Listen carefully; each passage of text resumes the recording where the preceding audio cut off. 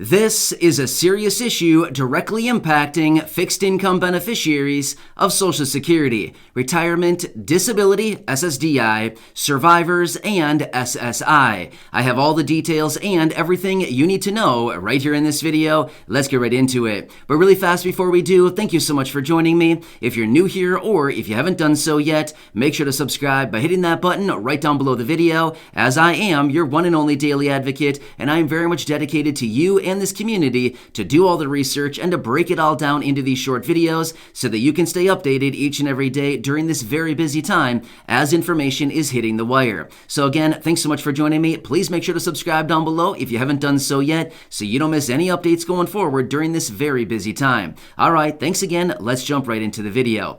All right, so I do completely recognize that many of you right here in this community do receive fixed income benefits like Social Security, retirement, disability, SSDI, survivors, SSI, VA, and of course, RRB.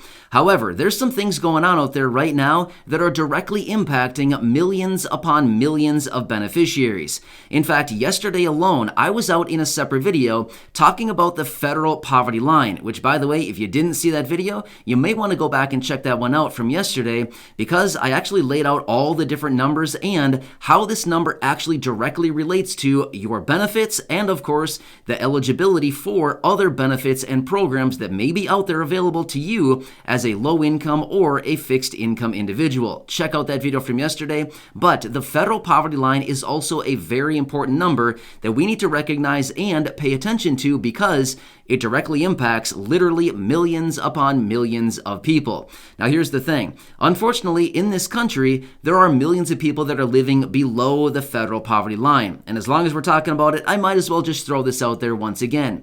Remember about a year and a half ago when the president was out and said that no older adults or people with disabilities should ever need to live in poverty in America. I like to bring that quote up every so often simply because the president said it, but unfortunately, not a whole lot has been done about it, simply because there are still a lot of fixed income beneficiaries, primarily those people being seniors, elderly, and of course, people with disabilities, and of course, living in America. So obviously, it's kind of going against what the president said would be right and what would be just right here in the United States. So anyway, obviously, we can see that there is a lot of work ahead of us here. And well, I shouldn't say really it's more like Congress has a lot of work ahead of them, of course, to get something done to help out millions of people who are living below the federal poverty line as of right now.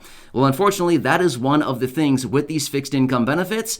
Unfortunately, there's a lot of people that are living below the federal poverty line as the fixed income benefit is actually at or below that number. Therefore, we got to figure out ways to get this number lifted up and to bring those people below the federal poverty line up to at least a minimum of the federal poverty line, which, by the way, if you didn't catch the video from yesterday, I'll just throw it out there really fast right now, which would actually be $1,132 every single month of income. If your income is below that, by default and by the definition, you would be below the federal poverty line. Sad situation. However, I want to throw this out there as well.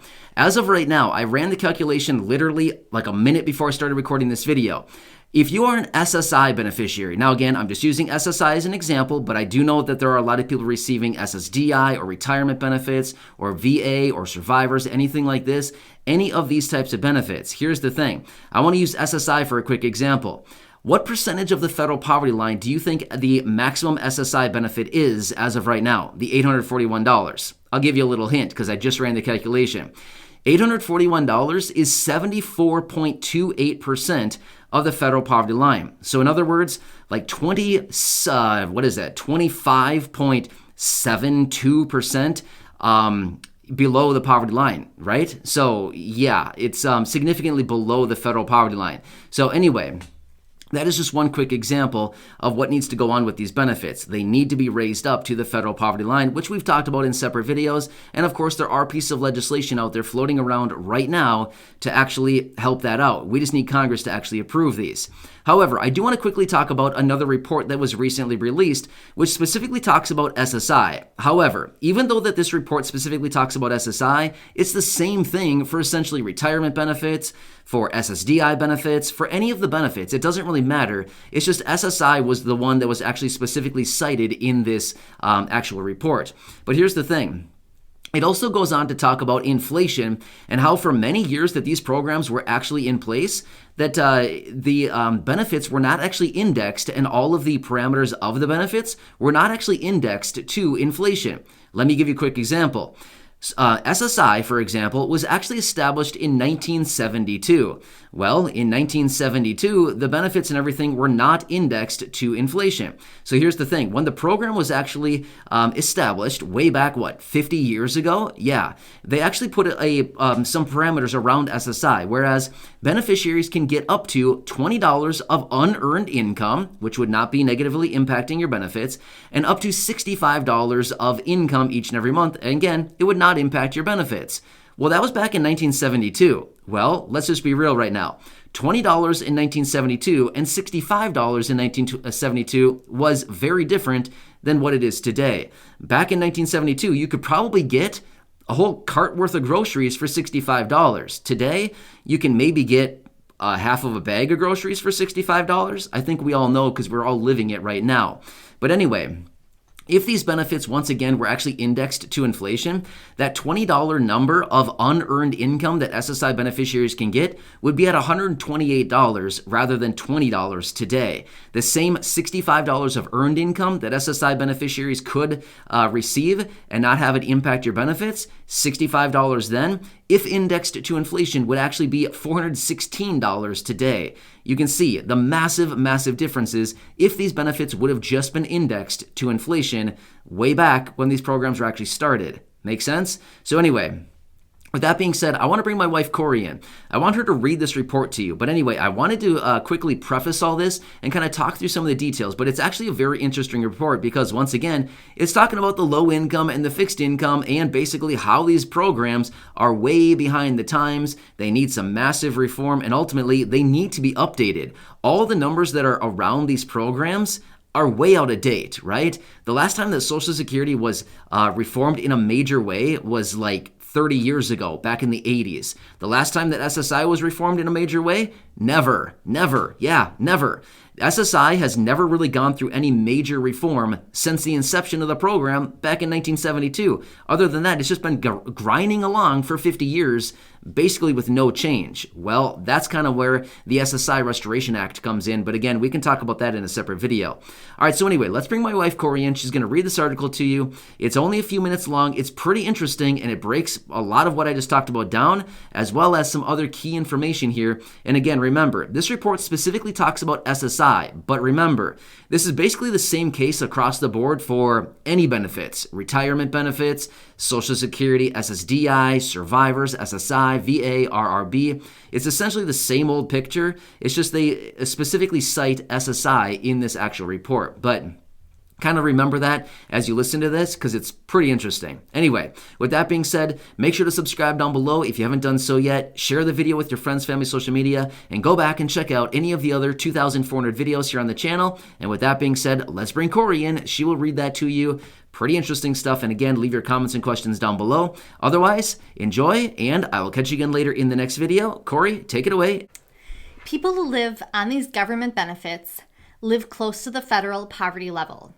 How reform could change that, by Lori Konish.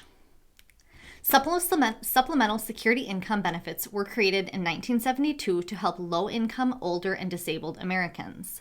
But strict rules around income have been created or have not been updated since then, which creates an distinctive for beneficiaries to work part-time if they are able.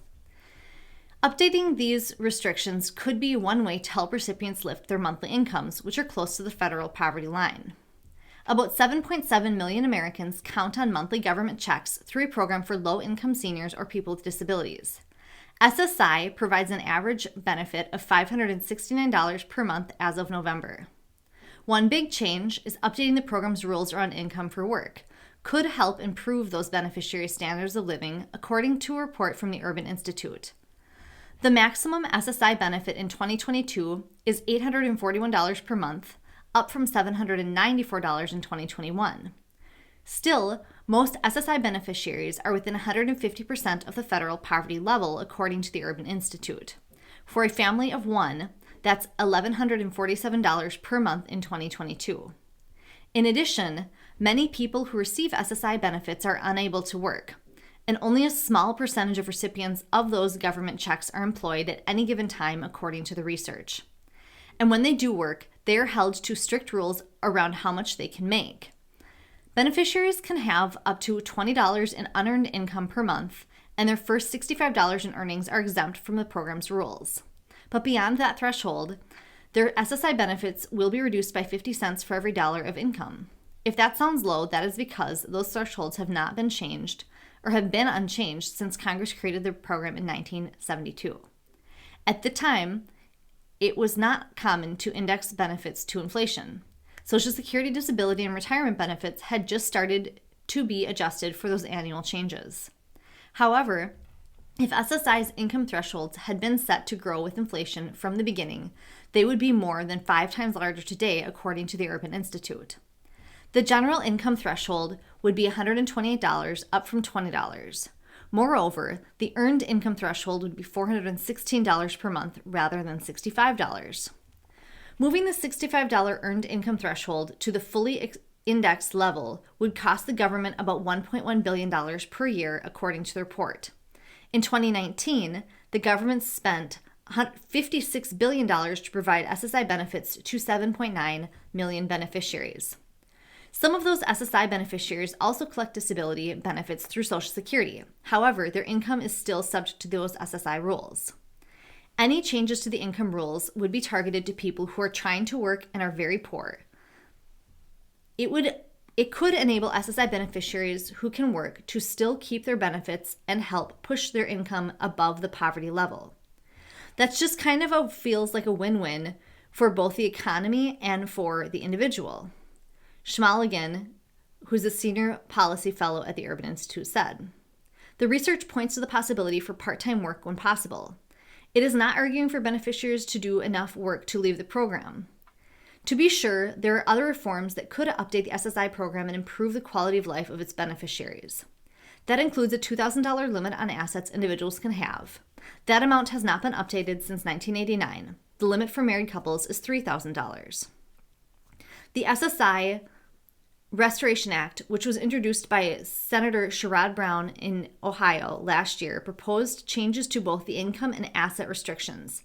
It also sought to bring the monthly benefit up to 100% of the federal poverty level and index them to inflation. While lawmakers pushed to include changes to the SSI program in Democrats' Build Back Better package that was up for consideration earlier this year, the called legislation has since stalled."